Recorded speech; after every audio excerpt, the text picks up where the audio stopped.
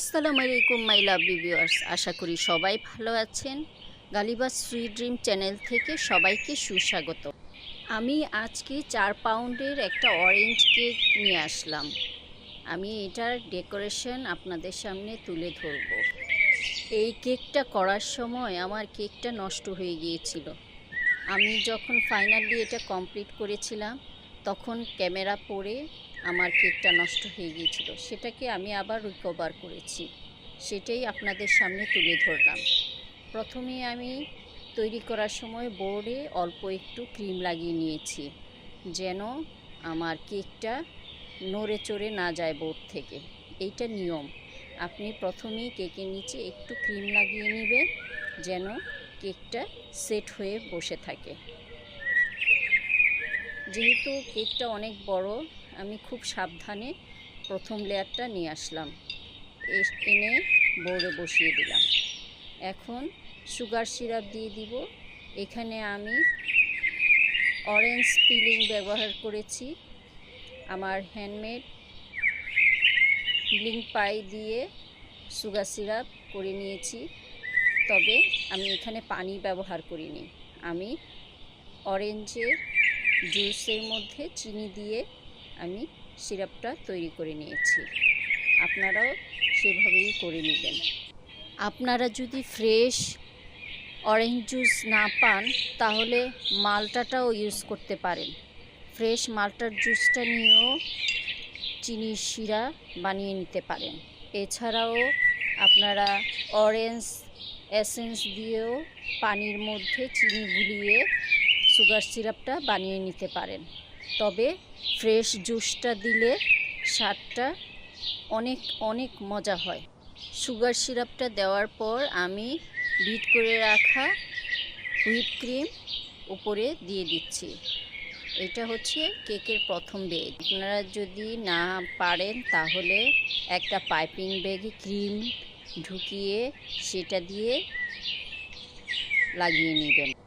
আমি যেহেতু কেকটাকে 3টা লেয়ার করে নিয়েছি, সেহেতু আমি 3টা লেয়ারই ফার্স্টে অরেঞ্জ সুগার সিরাপ দিব, তারপর আমি ক্রিম দিব।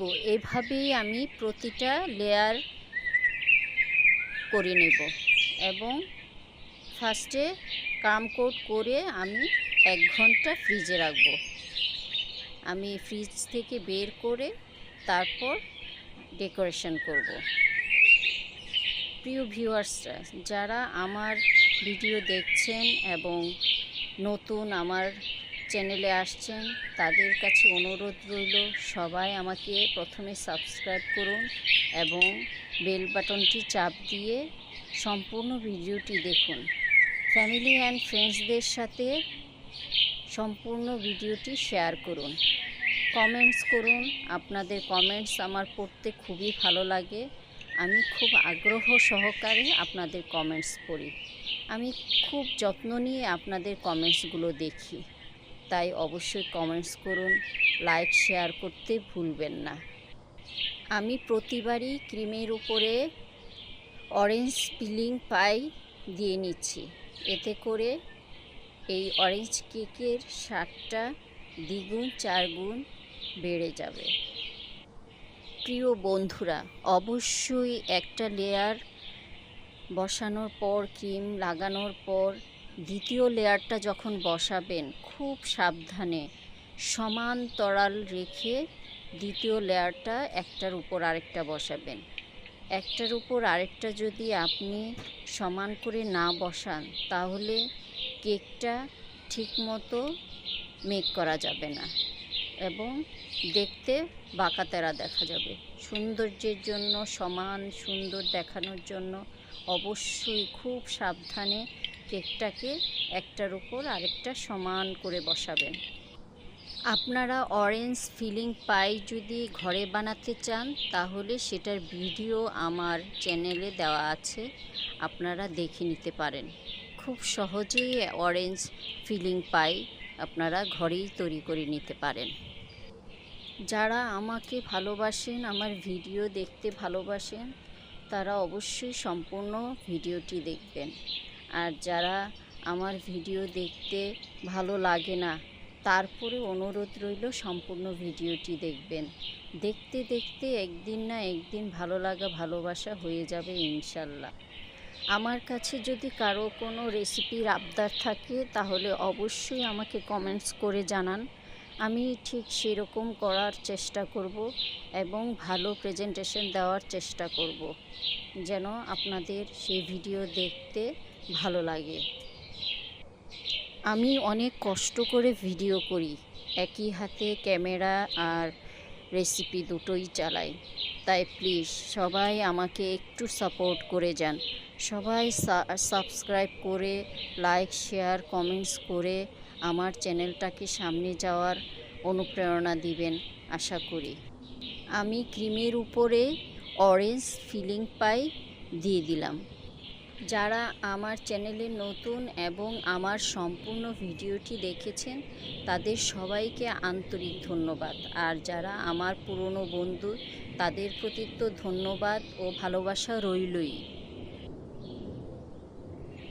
আমি কেকে ফাইনাল ফিনিশিং দিয়ে নিয়েছি। এখন এর উপরে আমি ডেকোরেশন করব। প্রথমে আমি রোজ পিনের উপরে রোজ নজেল দিয়ে গোলাপ তৈরি করে নেব। যেহেতু এটা একটা ছেলে বাচ্চার কেক, তাই আমি ব্লু গোলাপ তৈরি করছি। গোলাপ তৈরি খুবই ইজি, আপনারা চেষ্টা করলেই এটা আপনারা তৈরি করে নিতে পারবেন। এই কেকটা যখন প্রায় শেষ হয়ে এসেছিল ঠিক তখনই আমার ক্যামেরাটা কেকটার উপরে পড়ে যায় আর আমার কেকটা নষ্ট হয়ে যায়। সেই অ্যাব্রো থ্যাব্রো কেকটাকে আমি পরবর্তীতে একটা সেটআপে নিয়ে আসি, সেটারই ছবি আমি আপনাদের সাথে শেয়ার করেছি। সেই অ্যাব্রো থ্যাব্রো কেকটাকে আমি একটা লুকে নিয়ে এসেছি। চেষ্টা করেছি, চেষ্টার কোনো ত্রুটি ছিল না। তাই যতটা সম্ভব খুব সাবধানে কাজ করতে হবে। যারা কেক তৈরি করেন আমার মতো ভুল করবেন না, খুব সাবধানে কেক তৈরি করার সময় সব কিছু সেট করে নেবেন। এই তো আমার সেই কেক যেটা আমি পরবর্তীতে ঠিক করেছি, কিন্তু প্রথম ডেকোরেশনের মতো কিন্তু আর হয়ে ওঠে না পরবর্তীতে, সেটাকে আপনি যতই ঠিক করেন। তারপরেও আমি চেষ্টা করেছি যেন একটা সুন্দর লুকে আনা যায়।